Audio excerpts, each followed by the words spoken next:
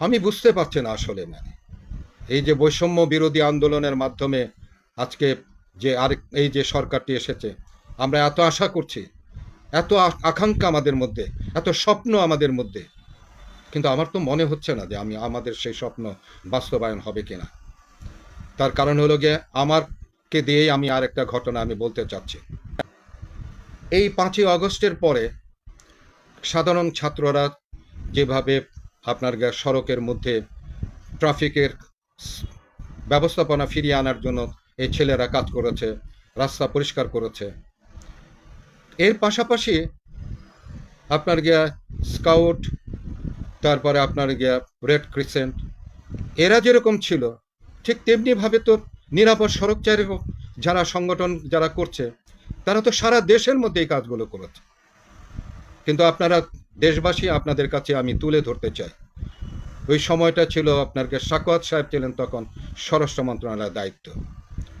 উনি প্রচার করলেন যে ওই আপনার স্কাউটের নাম বললেন এবং রেড ক্রিসেন্টের নাম বললেন এবং ছাত্রদের নাম বললেন। কেন ভাই, নিরাপদ সড়কের নাম বলতে আপনাদের এত জলে কেন? কেন বললেন না তাদের নাম? তারপরে আপনারা বললেন যে ছাত্রদেরকে আপনারা সার্টিফিকেট দেবেন। তো এই যে 32 বছর ধরে নিজেদের পয়সা, নিজেদের শ্রমে, নিজেদের ঘাম রাস্তার মধ্যে দিয়ে যারা কাজ করছে, তাদেরকে একটা সার্টিফিকেট দিলে আপনাদের কি খুব বেশি ক্ষতি হয়ে যেত? বরঞ্চ এটি করলে পরে এই মানুষগুলো আরো বেশি উৎসাহিত হতো।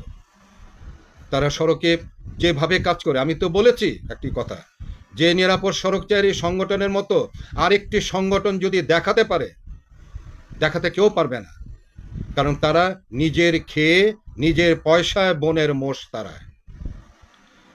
এবং ইদানিং আরো একটা জিনিস আমি খেয়াল করছি, কিন্তু আপনারা দেখবেন প্রিয় দেশবাসী, যে এই যে সড়কের বিষয়টি নিয়ে এখন কিছু কিছু মিডিয়াও দেখলাম যে নিরাপদ সড়কচারীকে অ্যাভয়েড করে অন্যান্য সংগঠন, যে সংগঠনগুলো আপনারা কিন্তু খুব একটা নামও চেনেন না, জানেনও না, কিন্তু তাদের কাছে জিজ্ঞাসা করছে সড়কের শৃঙ্খলা কিভাবে ফেরাতে হয়, সড়ক দুর্ঘটনা কিভাবে রোধ করতে হয়।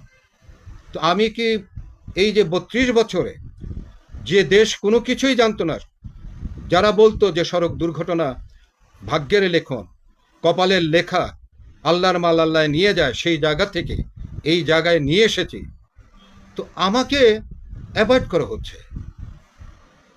আমি বুঝতে পারছি না আসলে কি চলছে, কি আসলে এই বৈষম্য কেন শুরু হলো। আসলে তো এই যে বিষয়গুলো আসলে আমি দেশবাসীর কাছে আসলে আমার এই এই প্রশ্নগুলো আমি রেখে যাচ্ছি।